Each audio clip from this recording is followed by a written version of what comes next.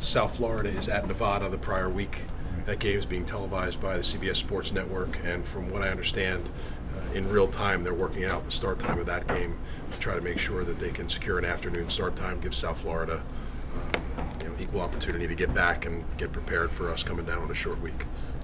This was the one thing I think you hope to avoid, only 6 home games. Yep. How will you deal with that, as everybody cares about financial things here, the hit that you might take instead of having a 7th? We'll deal with it in a very direct manner with the league. We're disappointed that we were not made whole on a league game with TCU's departure. Having said that, we took control of our own situation. While there were opportunities out there to bring a second 1AA opponent in here, that's just not for us anymore. We're not doing that again. I thought it was more important to try to think longer term about bringing an opponent in here that could return the game at a higher profile. It was a BCS opponent, so we ended up with a great resolution to the situation with Arkansas. The downside is that we go on the road next year, but I've already been talking to the league and explained to the league how we view the situation and how we're looking to be made whole on it. Tim, how about the 3 road games for your coach to start the season? Yeah, it's going to be a trial by fire deal for Kyle, but quite honestly, I'm not sure it would have been a huge difference, had things broken in a different direction. At the same time, I think as you look at the schedule, I love the way October sets up for us into November, where you have sort of 4 games and then the bye week, and then we'll have 3 of 4 at home, and the road game is Temple, which is a local game, which is great for our fans, and then have another bye and then come back and play Army at home. I think the way the meat of the schedule in the middle setup is really good. Tim, was it difficult putting this thing together with all the stuff going on with conferences, I guess is the best way to put it?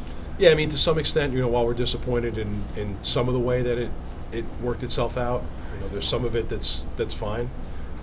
I don't think we're alone in the fact that everybody's getting boxed in a little bit by all the chaos.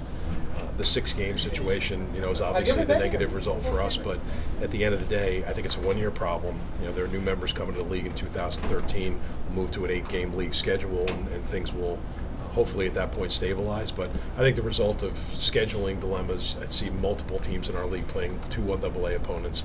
We're all boxed in to some extent by all this chaos that's occurring around us. Was it as difficult as it seemed, or was it just patience waiting for things to play out for your standpoint doing the schedule? Was it difficult to put the schedule together, or did it just take patience to let everything else sort itself out? No, I think it was difficult to put it together. I think that there were so many variables that schools were dealing with, the league was dealing with. Early on, I think everybody had the impression of what the league schedule would look like, and then things changed with TCU's departure, and that left everybody running, looking for that game. But I'll tell you guys this, I'm not sure there's many schools that we didn't talk to during the process, and there are not a lot of opportunities out there. And the ones that are out there are schools that may be moving conferences or in a conference that has new membership or reduced membership, and everybody's a little gun-shy about pulling the trigger on long-term series, not knowing what their league is going to require them to do from a scheduling standpoint. Some are moving to 9 league games, some are staying at 8. There's just so many variables, and not just in the Big East, but in multiple conferences. I think that's why it was difficult. I mean, it required patience too, which you guys know is my greatest asset, but it was more difficult than it was that. Got time for one more? Tim, just talk about the return Thursday night of a home game at Rutgers. Pretty good luck in the past. The team has pretty good luck playing those games. Yeah, the guys, when I was sitting over on the couch there, and you're getting ready to interview the guys, they all asked me if we had a home Thursday or home night game, and I told them about that one, and they were excited. I think going back to 2006 and through that period of a few years, the Thursday night games became a major event down here, and we've had a lot of good success on the field in those games. While I know they present challenges on a college campus with games happening during the week, you can't buy that kind of national exposure for your football program. So from my standpoint, I think the exposure coupled with the opportunity to be isolated, be the only college game on TV or on major television that night is a great situation. And I know the players love playing on Thursday night, so we're excited to be bringing one back this year.